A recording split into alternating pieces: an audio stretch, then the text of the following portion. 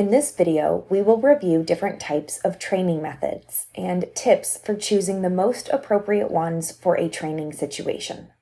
Throughout this module, we will cover 4 categories of training methods.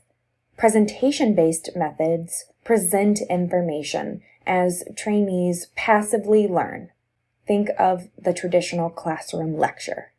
Hands-on methods or demonstration-based methods use a more active approach.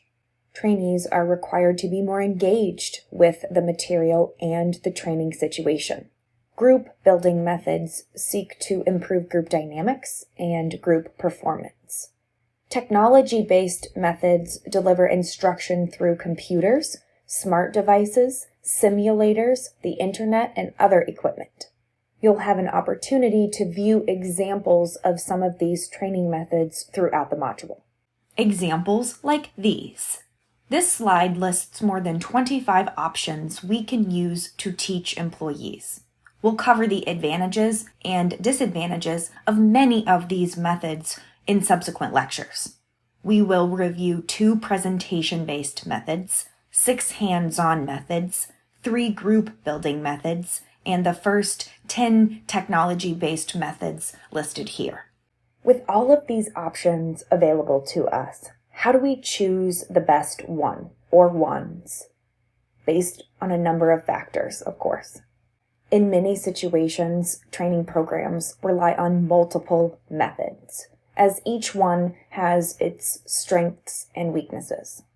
To start, we should consider whether training needs to be guided by the organization or by the employees, and whether it should focus on broad competencies that are useful across a variety of jobs and situations, or on context-specific KSAOs and behaviors. Then consider the learning outcomes, the learning environment, and support for transfer. The training methods we choose need to be aligned with these elements of the training context.